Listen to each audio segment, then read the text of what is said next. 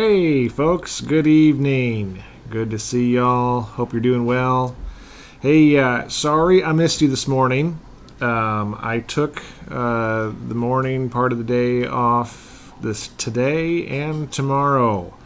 I'm not off all day tomorrow, just part of the morning and afternoon.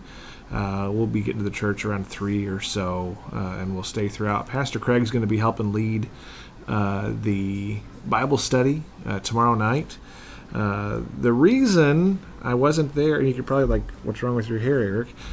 The reason why I was not on this morning and wasn't in the office was I was taking a little class. I'm enrolled in a course for just a 2-day course today and tomorrow, and once I've completed that course tomorrow, I'll be eligible to get my motorcycle license.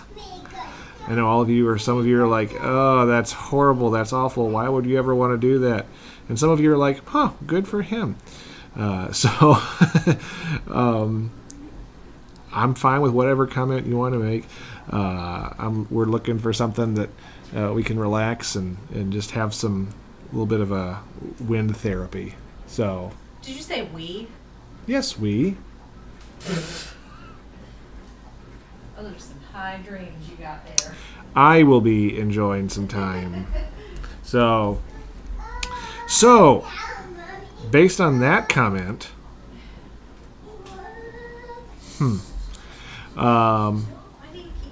so today was classroom and course out on the bikes and all that good stuff, and tomorrow will be testing and all that fun stuff too. So anyway, it's a safety rider course, all that good stuff. If you're wondering or worried about it, don't worry, I'll be safe. It will be fine. All right, good to be with you. Hope you're doing well. Hope you've had a good day. Hope you've had a blessed day. Reminder of what's coming up tomorrow, Wednesday. We have Popcorn Snow Cone, but it's late release again, so the students won't get there till about 3:30. We do have Bible study at 6:30, and teens will be meeting and kids will be meeting, and so lots of stuff going on. Come out, join us, be with us all. And it'll be a great time. We will still be on Zoom if you want to join us on Zoom for the Bible study. So, that being said, there's some other really cool things. Had an awesome encounter Monday with an individual from church, and somebody who's getting it. Somebody who's it's exciting to see what's taking place, and this person is getting it. And we're seeing God move. And so there's going to be some new ministries going to be cropping up and starting soon. And I'm really excited about what's taking place. And it's so cool when we see God begin to put puzzle pieces together and the body begins to fit together and work together. Awesome stuff happens. Stuff that we could never have planned and accomplished on our own. But when God brings the body together, amazing things happen. So, be praying about what's going on. Be praying for open doors. Be praying for opportunities. And some really neat things are going on in your church. I want you to know that. All right. We're going to get ready. We're going to say the Lord's Prayer tonight. I want to wish you all a good night. Have a blessed evening. Find a place of rest and all that good stuff. And before we do that... Sorry, I got something on my face. Before we do that, I'm going to ask you, if you would, when we get ready to pray, if you'd be praying for our neighbor. We had a very interesting Sunday night. About 10:30 Sunday evening, somebody came knocking on our door. It was a neighbor from like 2 blocks over. And he said, hey, I'm sorry to bother you this late hour, but... and he held up his phone. Do you recognize this child? Apparently, he had found like this 4-year-old girl wandering the streets in our neighborhood, a couple of blocks away, late at night, past 10 o'clock. And I'm like, we don't recognize her, not one of ours. He said, well, okay, I mow lawns in your neighborhood. I know there's a lot of kids here in your house. Just wanted to make sure you had everybody. It was very kind, very sweet. But immediately began, heart sinking for this family that has lost their little girl. And he said, I can't find anybody that will claim her, that knows her. And what a horrible feeling that was. And it wasn't but 20 to 30 minutes later that we hear yelling, frantic calling outside of our house.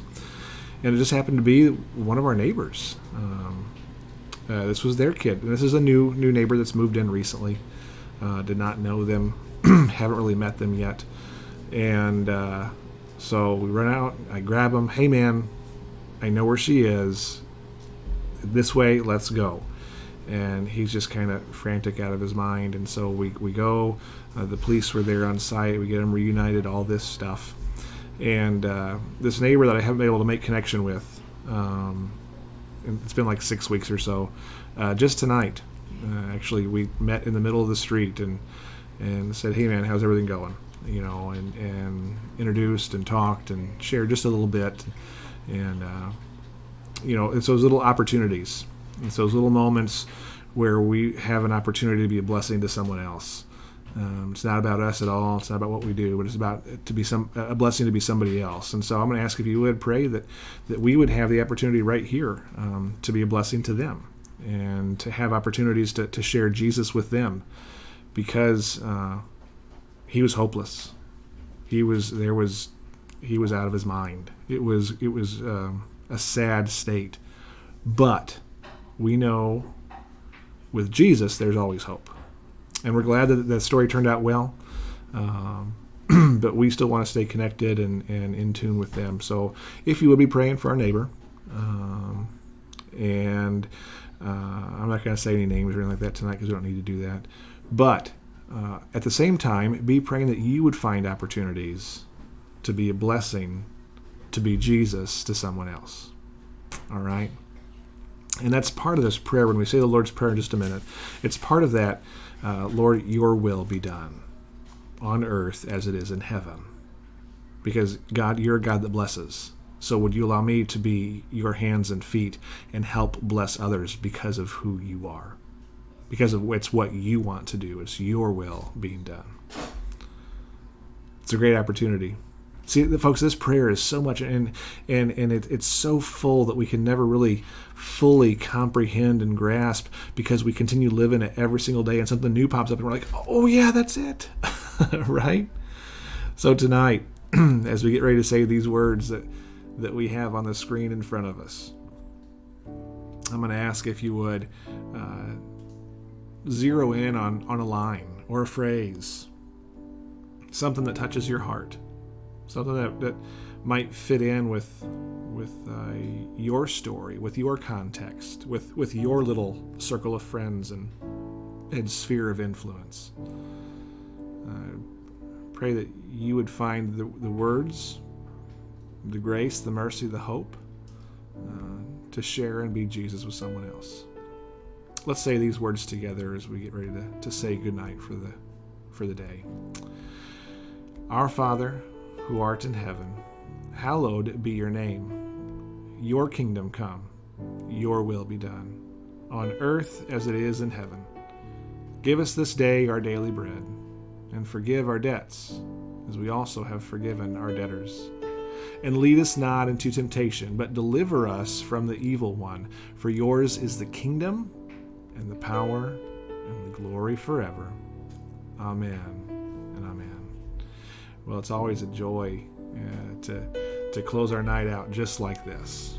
It's always a blessing to be able to do this 2 times a week with our church family and with you. And I pray that you would find other opportunities with other people outside of my sphere of influence, and only people that you have contact with, that you can share and be Jesus to and with. All right, guys, have a blessed evening. Love y'all. Appreciate you. We'll see you tomorrow. Remember, popcorn snow cone not till 3:30, and then Bible study at 6:30, both in person and on Zoom. Teens are meeting with Pastor Mickey for the first time. Pastor Missy has the kids. All kinds of good stuff going on. Come out and join us, and it's going to be a fantastic, fantastic day. Love y'all. Appreciate you. Have a blessed evening, and we'll see you real soon. All right? Good night. God bless. Take care. Bye-bye.